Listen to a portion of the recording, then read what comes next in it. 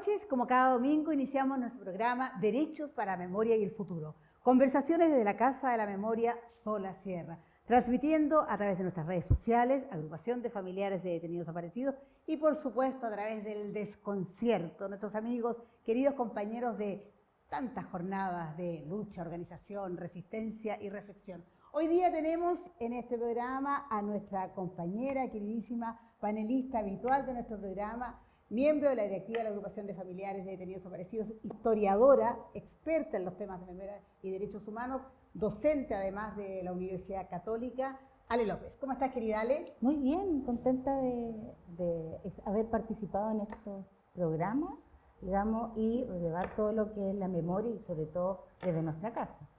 La Casa de la Memoria Sola Sierra. Y está con nosotros hoy día una invitada muy especial, una mujer feminista, actriz, locutora, ha sido además participante del Club de la Comedia, entre otras, pero además una mujer opinante, una mujer que está con distintos programas y que siempre está en la contingencia, en los temas trascendentales e importantes con nosotros. Natalia Valdebenito, bienvenida. Muchas gracias por la invitación, para mí es un honor estar acá, lo digo muy en serio. Hay veces que uno siente como que no sabe para dónde va el rumbo según las decisiones que ha tomado. Y cuando de pronto recibo una invitación, por ejemplo, para venir de acá, digo, he estado en el lugar correcto. En el lugar correcto, en el momento correcto. Y hablemos precisamente de lo que significa involucrarse con los derechos humanos. Sabemos que durante el periodo del estallido social, de la revuelta popular, tuviste opinión, fuiste muy activa, has construido además una relación muy directa con Gustavo Gatica, no olvidar, digamos, este joven que fue brutalmente violentado, que perdió la vista en sus dos ojos, y que fuiste construyendo una relación con él, que además está muy cruzada por lo afectivo, pero también por su propia lucha. Sí. ¿Cómo es tu relación a partir de ese momento con alguien que representa una síntesis de los dolores de nuestro país? Sí, es real que es una síntesis, porque además Gustavo tiene una personalidad muy atractiva, es muy simpático, es un hombre con mucho sentido del humor y con agudo sentido del humor. Y eso yo creo que nos conectó desde un principio. Nosotros nos conocimos cuando él tenía muchas ganas de hacer este programa que se hizo Músicos en Resistencia, donde quería que yo animara para hacer esta conversación de música y alguien que tuviera que ver con los apremios, especialmente incurridos en el estallido social. O sea, víctimas de violaciones a los derechos humanos en contexto de estallido social. Entonces yo era la encargada de hacer este link entre el músico invitado, la persona, en fin. Y cuando nos conocimos, fuimos a Galería Cima, que es este lugar desde donde se transmitía todo lo que pasaba en Plaza Dignidad. Y él no había ido antes ahí, desde que ocurrió lo que le ocurrió a él. No había vuelto a la plaza. Entonces, nosotros sin tener una conexión muy profunda en ese minuto, como ahora que nos conversaríamos tal vez otras cosas, de pronto el amigo como que nos dijo, nos da un poco de nervio esto, ¿cachai? Como algo así. Y obviamente tratamos de estar a la altura de lo que a él le pasara, y para mí hacer eso es ponerme a conversar y tratar de alegrarlo de alguna manera. Y te juro que las fotos que tenemos son riéndonos yo creo de lo que sentíamos un poco, de todo lo que pasaba. Entonces, claro, desde ahí nuestra amistad, y yo lo digo, nosotros no debiéramos ser amigos, ¿cierto? Tenemos una distancia en edad, hacemos cosas totalmente distintas. Si bien él siempre ha tenido por familia un acercamiento bastante grande en la lucha de los derechos humanos, esto no es nuevo para él, ni para su familia, la relación se fue dando y al mismo tiempo nos fuimos conociendo y entendiendo, que eso también lo conversaba aquí con la compañera, que su visión también de los derechos humanos, y verlo como tan de cerca esto, tan reciente, es algo que, como se dice en la comedia, tiene que pasar un tiempo, y esto como que este tiempo no ha pasado aún. Yo lo estaba viendo a él cuando recién, por ejemplo, le pusieron sus prótesis, ahí nos conocimos. Quiero vincular Entonces, eso... es bien desgarrador, y al mismo tiempo uno dice, no deberíamos ser amigos, ojalá nunca nos hubiese pasado. Quiero vincularlo porque para los que no saben, Ale López escribe. Y dentro de esa sí escribe muy bellamente. Y recuerdo un texto que tú escribiste a propósito de un Día Internacional de los Detenidos Desaparecidos en que hablabas de que le hablabas a los familiares diciendo que había triunfado a pesar de todo la vida, la belleza, los hijos habían crecido, habían logrado ser felices. Por eso conecto ese tema, por esa experiencia que tú tienes. A ver, aquí está un concepto que a veces está un poco manoseado, pero es la resiliencia. Es sobrevivir a estos traumas y uno dice, uy, ¿hasta cuándo voy a seguir siendo resiliente? Y sí, pues pasa.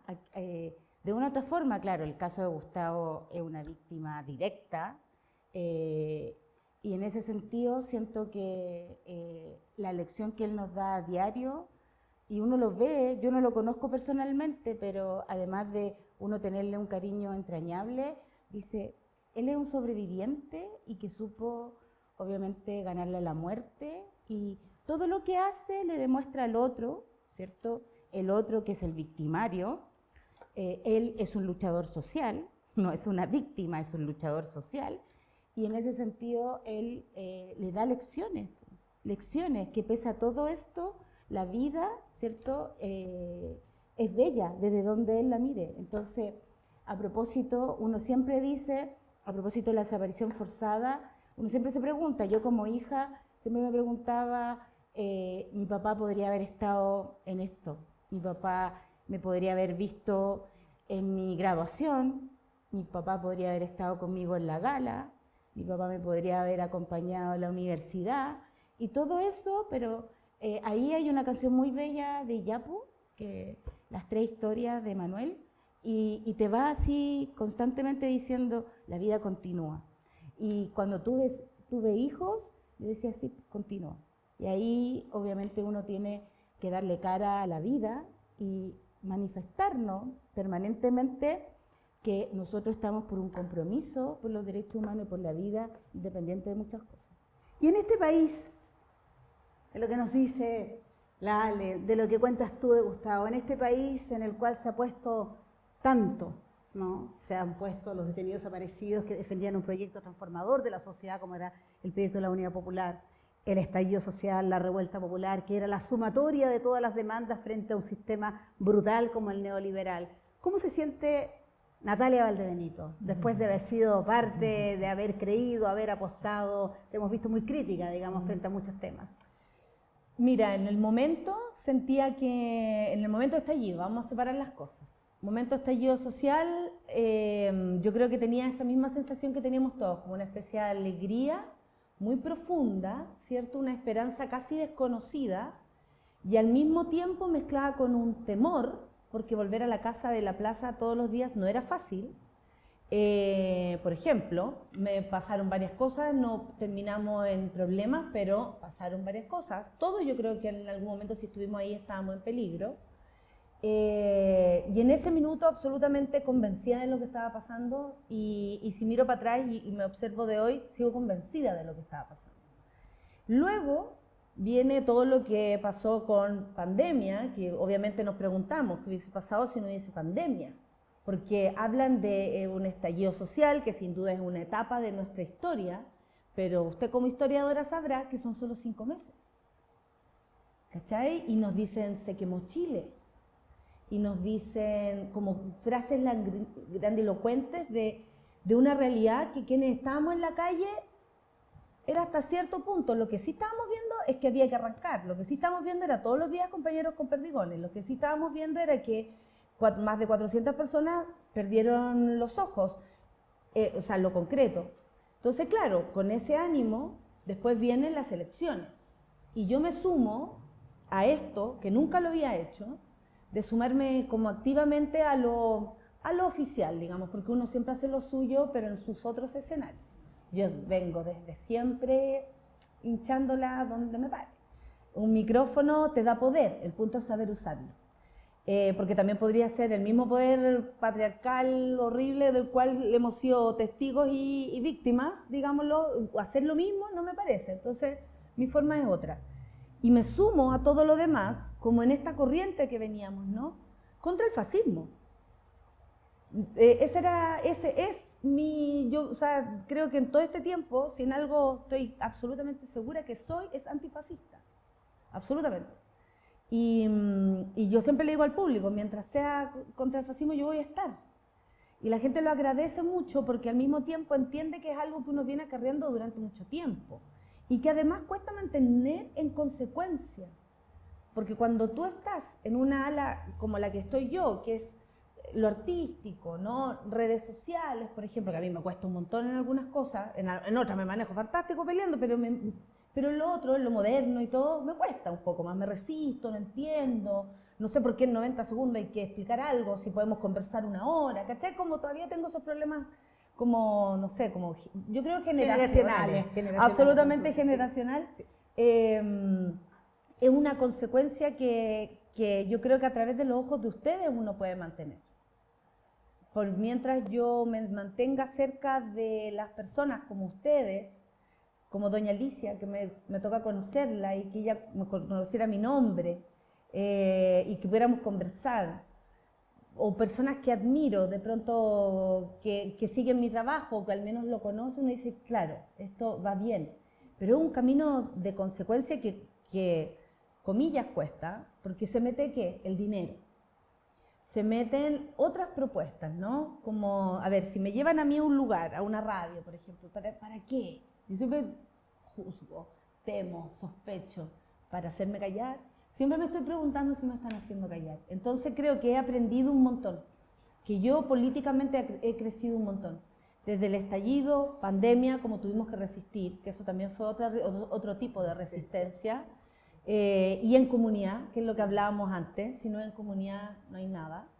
Y luego todo lo que vino de las campañas, que eso lo podemos hablar después, que no sé si volvería a participar de esa manera activa de la que tuve, pero hoy día yo creo que estoy más convencida de lo que soy y más segura que los pasos que no he dado a propósito del dinero, de las tentaciones, de la que sea, han sido correctos. Han sido correctos. Y en ese sentido, cuando la escuchamos contar de las decisiones que ha tomado, que no se ha callado, que ha seguido adelante, hay un paralelo también con la organización, porque finalmente la agrupación de familiares de detenidos desaparecidos durante 51 años ha estado siempre, no al lado del poder, sino que luchando porque no se imponga la impunidad, la lógica de la justicia en la medida de lo posible. Esa experiencia, ¿cómo la ves? ¿Y ves ahí un rol también de las mujeres? Por supuesto. Siempre nosotros como agrupación vamos a ser la contraparte. Siempre recordarlo. Somos la contraparte de los distintos gobiernos que han estado. Entonces, en ese sentido, la agrupación, ¿cierto? Cuando nace, quienes son las primeras que buscan, y es algo súper natural, son las madres, son las esposas, son las hijas. Entonces, hay un rol ahí muy relevante y que, claro, esto parte el mismo 11 de septiembre del 73, pero ya a medida que va pasando, y sobre todo las que son militantes comunistas, que no solamente era militante comunista su esposo, su padre, sino ellas también, llegan con una misión de los buscamos, hay que buscarlos, y hay que organizarse para buscarlos. Y en ese sentido, el aporte de estas mujeres, que desde el día 1 son visibles, son muy visibles. Y creo que, por ejemplo, uno piensa en el Estadio Nacional, hay una banca dedicada a quienes esperan, y son mujeres que están ahí, ¿cierto?, esperando y que no se convencen de ir al Sendet, de decirle no está en ningún lado. Son las mujeres que incluso van descubriendo centros clandestinos de detención. Son mujeres que van a los campos de concentración. Entonces, esa búsqueda en Chile fue liderada por mujeres y siempre la mayoría que la integra son mujeres de nuestra agrupación.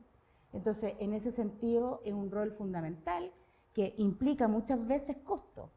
Y los costos significa no haber dedicado tiempo a los hijos, que son esos roles tradicionales que la sociedad, ¿cierto? El tema del trabajo, ¿cierto? Cumplirlo ahí a media. Realización, me imagino, exacto, personal. Realización personal, o rehacer su vida.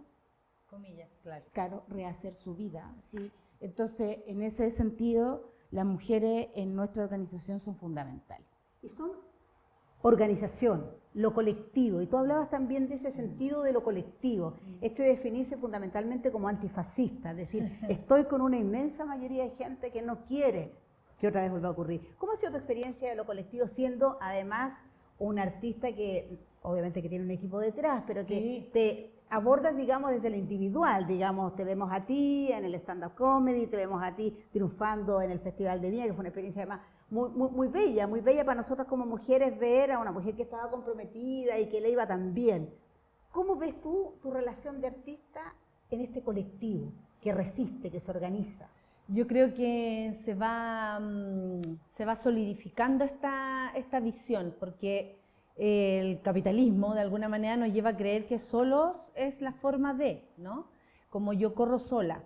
Y mi historia en la comedia, en la comedia en Chile, fue en un principio bastante solitaria de compañeras. ¿Por qué? Porque yo llegaba, no sé, a un festival en Costa Rica, yo actúo hace mucho tiempo fuera de Chile, la rimbombancia se le da mucho a los varones cuando hacen estas cosas, pero yo desde como el 2013 estoy actuando en Colombia, en Europa un montón, en fin. Y entonces en ese minuto se veía como un logro ser la única mujer. Ah, mira, de este festival soy la única mujer. Oh. Después soy la única, después soy la única, y después te va faltando. Porque tu comunidad, si bien solo, pero ahí estaba cada uno corriendo su carrera, entonces a nadie le importaba quién estaba al lado, pasando los mismos temores de presentar un chiste que puede parecer como algo muy superficial, pero uno se cabecea para presentar algo que tiene una estructura que termina en un remate y significa risa. Si eso no sucede, hombre, mujer o quien sea, se va a la mierda. Entonces, en un minuto se sentía que era, claro, la única mujer, mucho lo escuché, la única mujer. Y con el tiempo te vas quedando más sola porque precisamente se va armando como ese espacio solo para ti. ¿Cachai? Como si fuera algo positivo. Que eso también tiene que ver con una visión muy machista de cómo hacer las cosas y muy poco comunitaria. Pero cuando pasa el tiempo y de alguna manera el trabajo de una va abriendo el camino para otras que quieren lo mismo y más, porque si uno tiene referentes, dice, es posible que yo pueda hacer eso me gusta. Eso pasó mucho, se empieza a armar el concepto comunidad. Y hoy día ya lo somos un poco más. Ya las compañeras, por ejemplo, yo soy como madrina de un festival de comedia de mujeres, que se llama el Weona Fest. Y todos los años, en el verano, nos presentamos, y ahora va a ser en abril, y son puras chicas comediantes, y si tú las ves, cada una tiene su discurso, cada una tiene su vestuario, cada una tiene su estilo, su forma, su lenguaje. Y ahí vamos creciendo en comunidad, cuando la experiencia es compartida. Yo, por ejemplo, si bien llevo harto tiempo en esto y pareciera que hay logros, yo siento que todavía no llego a ninguna parte, porque me encanta sentir que voy en proceso más que llegando a algún lugar. Aparte que Chile es pequeño, si lo recorres ya está. No, o sea, me faltan lugares por recorrer, me falta mundo por ver, me faltan rutinas, me faltan cosas por decir. Entonces creo que en ese carril ahora me siento mucho más acompañada. Tengo compañeras de todas las edades, mucho más jóvenes, por lo demás. Obvio. Pero ese es otro tema. El punto es que ya nos estamos organizando, ya hay una compañía, ya ahí es como, ¿sabéis que tengo que cobrar algo? ¿Me podéis contar tu experiencia? ¿Sabéis que tengo que trabajar con tal persona? Nata, ¿me puedes contar? O compañeros, varones, Nata, dame un tip, voy al festival, dame un tip. Y ahí yo pienso y después les mando, se empieza a armar comunidad. Cuando somos más, mientras éramos menos, era como la única mujer, el único moreno, la única no sé qué, ¿cachai? Y eso no sirve para que crezca ni la cultura, ni las artes, ni el stand-up, que después de esto se transformó en un camino para mucha gente. Un camino vistoso, un camino creativo, un camino que mucha gente quisiera seguir. ¿Qué rol le asignan ustedes de la agrupación a la cultura? Hoy fundamental. De hecho, uno piensa en el movimiento de derechos humanos y de que como el mundo cultural, a la par, el apoyo fue del día uno. Porque además, todos sabemos de cierta forma las tendencias, así como, y que indudablemente fue gratificante. Desde las obras de teatro en clandestinidad, desde cuando se hacían las huelgas de hambre, desde apoyos tan fundamentales que es armar un evento que significa que no solamente es una actividad cultural, sino también una actividad cultural política, porque tiene un mensaje, ¿cierto? Entonces, en ese sentido, todo el mundo de la cultura ha sido un eterno compañero de la agrupación hasta el día de hoy, y eso claramente se agradece. Pero también, si uno piensa en lo cultural, también pienso en la arpillera. O sea, la arpillera no solamente era una instancia para generar recursos, sino que era una instancia de visibilizar las demandas, ¿ya? Y que no solamente acá en Chile, mucha gente en el extranjero, y hoy día están súper activos a propósito de los 50 años del golpe, hoy día, y además desde el estallido, hoy día, o sea, no hay lugar en que no existan mujeres, ¿cierto?, creando, porque eso es lo que uno hace, crea, pero también son instancias muy bellas de comunicarnos entre nosotras. Yo el año pasado tuve la oportunidad de hacer uno acá, primera vez en mi vida, no sabía ni hilvanar un hilo, y logré y además logré hacerla, pero también lo que es estar entre nosotras, mujeres. Imagínate, nuestra integrante mayor 85 años, la menor 17 años, y era como que hablaban un mismo idioma, y maravilloso venir los sábados. Entonces, eso también es una actividad cultural, artística, que indudablemente creo que también nuestra agrupación, no somos las que originan esto, pero sí fuimos, ¿cierto?, traspasando y lo que significaba también este tema cultural en transformarlo en demandas políticas, y eso es muy importante. Entremos a la política. Te hemos leído en algunas declaraciones hablando de tu rabia, de tu desilusión, ¿no?, el del no creer en muchas cosas. Sin embargo, te definías como una mujer profundamente política, con una visión de mundo antifascista, y donde sea necesario para ello vas a estar. ¿Qué ha pasado contigo en la política? Yo creo que todo lo que yo hago es político. Mi elección de cómo me visto, la elección de cómo me muevo en el mundo, lo tengo súper claro eso. Y cuando me di cuenta que el stand-up es lo que hago, que es hacer monólogos, si es que alguien no lo sabe, pero es hacer monólogos frente a la gente, me di cuenta que era una herramienta, porque en un momento como que yo estaba trabajando, ahí a veces es pega, y de pronto esto me agarra y me doy cuenta que lo que hago es profundamente político, y que lo que estoy haciendo es tomar un micrófono y hablarle a la gente, y en especial en ese minuto a las mujeres. Todavía sigue siendo, en todo caso, mi visión de las cosas. Yo creo que sigo igual y peor. Sí, yo creo que las bases, por mucho que el camino a veces sea extraño, yo nunca pensé, por ejemplo, ¿cómo decirlo de una manera que no nos traiga problemas después? No, pero puedes decirlo, acá puedes decirlo. Yo nunca pensé que iba a ser, por ejemplo, iba a tener un tipo de persecución por hacer mi trabajo. Sí, eso te iba a comentar, porque ha habido amenazas fundamentalmente respecto a las opiniones que tú estás permanentemente dando. Y visitas a los shows. ¿Sí? Y mucho de eso también.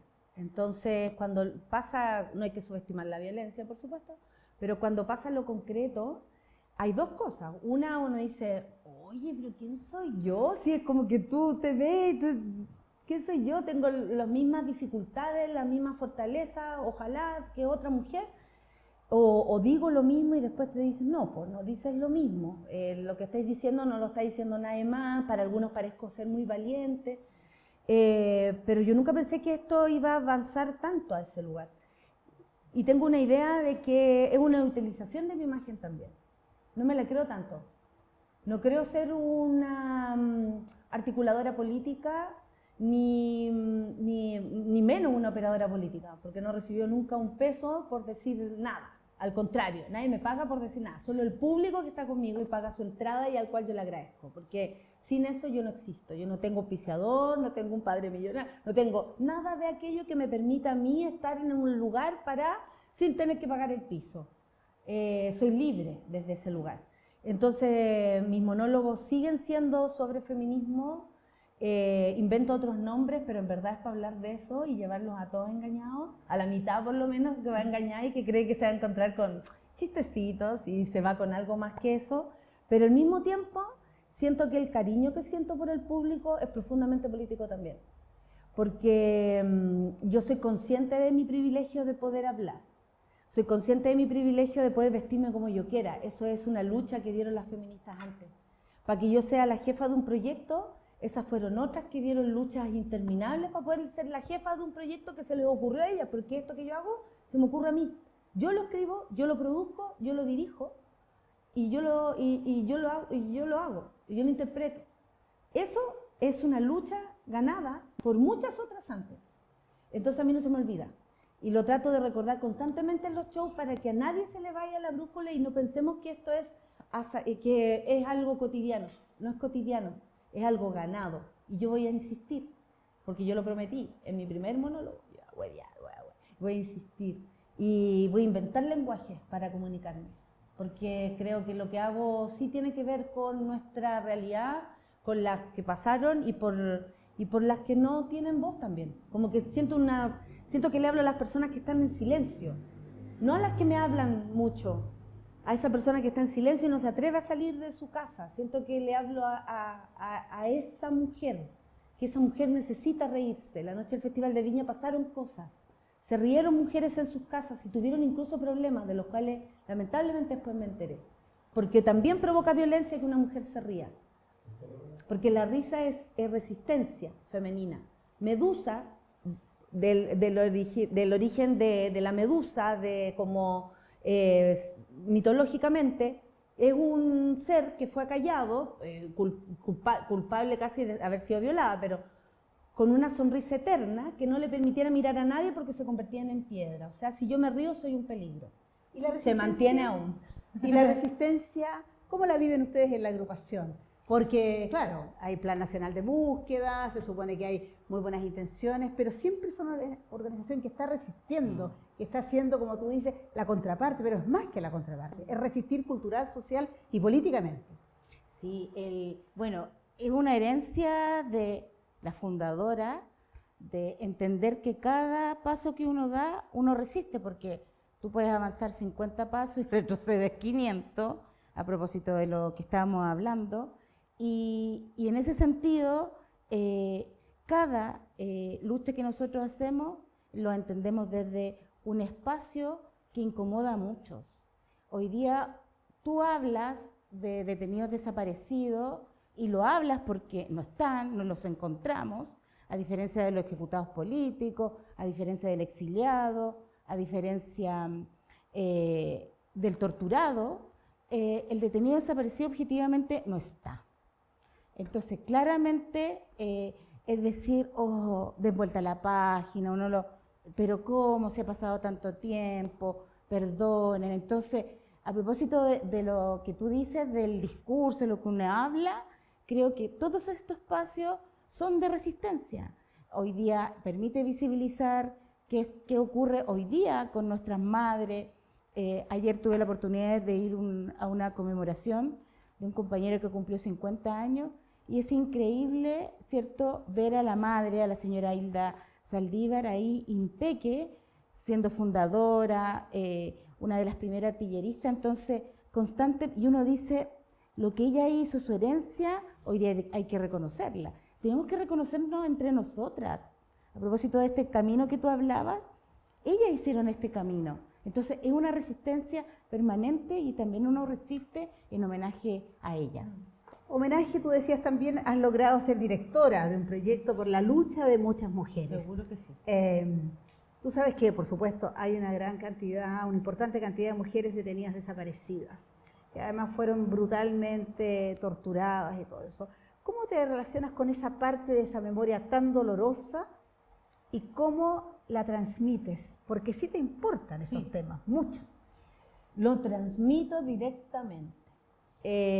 Como yo soy la que crea todo esto que invento, tengo la suerte de poner la pauta donde, por ejemplo, si yo tuviera un show este fin de semana, seguro ustedes se me aparecerían en mi mente y tendría que decir, porque si hablo de Chile, hablo de todo esto que es nuestra realidad, que es nuestra realidad reciente, que eso también, yo siempre le comunico a la gente aquello. No ha pasado tanto tiempo si hay una madre buscando aún a su hijo. no ha pasado tanto tiempo. O sea, pongámoslo desde ahí. No tengo ningún temor en meter temas que son dolorosos, por mientras, de hecho, en España entienden a veces mucho mejor en las entrevistas, no en esta, por supuesto, porque eres increíble, de verdad lo eres. Increíble.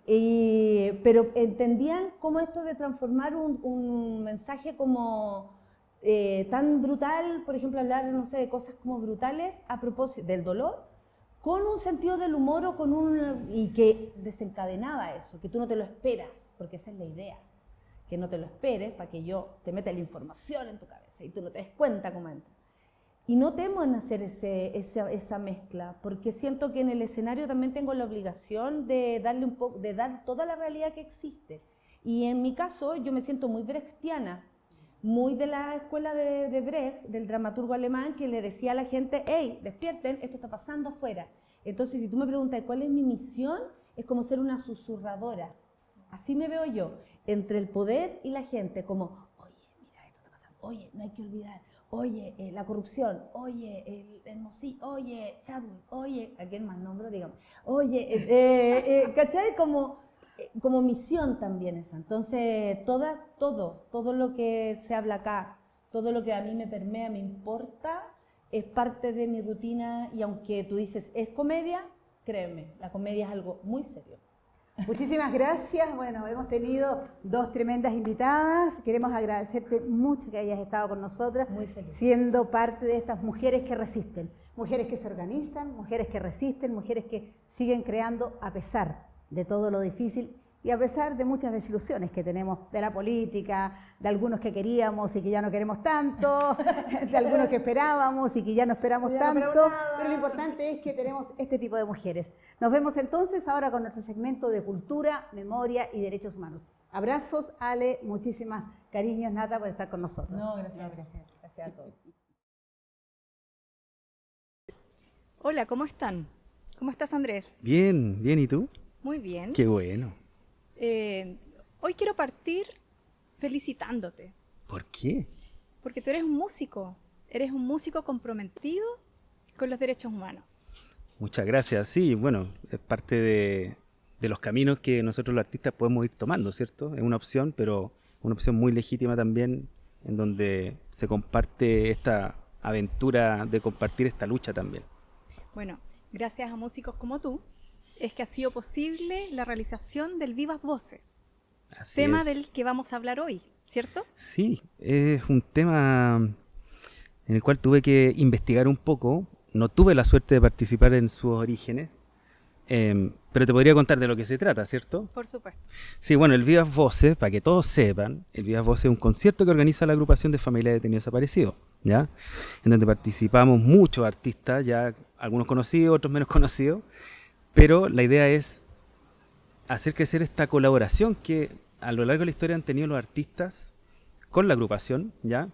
En el sentido de generar esta conciencia por el respeto a los derechos humanos, ¿ya? Es como a través de la música dar esta visibilidad y buscar a través de los eventos masivos como el formato del Vivas Voces, que es un concierto, mostrarle a toda la gente que asiste al concierto este respeto por los derechos humanos que la agrupación ha llevado siempre por delante. Y esta historia parte justamente porque la agrupación nunca ha tenido recursos, ¿ya? Y una manera de financiarse y de poder construir su sede, ¿ya? Se le ocurre un poco generar un concierto masivo para a través de eso recaudar estos fondos, ¿ya? Y el origen fue un concierto que se llamó Todas las Voces, Toda la Memoria, que fue el año 2000, ¿ya? En donde participaron muchos artistas, Los Sol y Lluvia, Loy Yapu, ¿ya? Todos los que estamos involucrados en esto y siempre han estado. Y desde ahí parte el Vivas Voces. Ese es como su origen. ¿Y desde cuándo se realiza como Vivas Voces propiamente tal? Bueno, después de este concierto que hacen, la agrupación, 10 años después, 11 años después casi, se dan cuenta de que nuevamente necesitaban recaudar fondos, ¿ya? Y quieren estrechar esta colaboración entre los artistas y la misma agrupación y organiza este Vivas Voces, y el primer concierto del Vivas Voces se hizo el 5 de abril del año 2011, te tengo el dato preciso, ya. ¿ya? Y se hizo en el Estadio Bicentenario de la Florida, ¿ya? Y a partir de ese Vivas Voces ya la agrupación se da cuenta que la gente empieza a empatizar, que empieza a colaborar, que empieza a participar y que busca este interés en que haya más Vivas Voces. Sin alejarse de eso, ya se han hecho 10 ediciones del Vivas Voces, en donde han participado artistas como Manuel García, Sol y Lluvia, Nano Stern, Lana Tillú, Vía Cariño, Pancho Villa y por supuesto Imaginación, en donde estoy yo tocando. Y la verdad es que para nosotros los artistas esta es una ocasión muy especial porque no nos interesa figurar arriba del escenario, sino que nos interesa solamente colaborar y mostrar que los detenidos desaparecidos tenemos que seguirlos buscando y que las compañeras de la agrupación no están solas. No están solas. Por lo mismo, ¿cuál crees tú que ha sido el impacto de este Vivas Voces? Porque estamos hablando de que es un evento masivo. Sí. O sea, llega a muchas personas y ha llegado a muchas personas en el transcurso de todos los años que me dices que lleva. Exacto. Entonces, ¿cuál es la envergadura de Mira, esto? el impacto es grande. Es grande porque estos eventos masivos, como yo les contaba, más allá de visibilizar a la agrupación y la causa, también genera una transversalidad. Y esta transversalidad involucra de que a través de la música y de los artistas que hemos participado ahí, también llegan las nuevas generaciones, que es lo que importa, ¿no? Que esto no quede solamente en la generación de las familias, de los familiares que tienen a sus detenidos desaparecidos. Entonces esto ha ayudado también a que las nuevas generaciones conozcan a través de este concierto de que existe todavía la búsqueda y de que todavía no hay justicia. ¿Ya? También se han hecho conciertos en donde se busca luchar contra la impunidad, se busca luchar contra el negacionismo que todavía está instalado en nuestra sociedad. Entonces, el Vivas Voces, la verdad es que es un hito dentro de la historia de la agrupación y dentro de la historia de la búsqueda que han dado sus familiares. Es demasiado importante, creo yo. Es muy importante. Sí.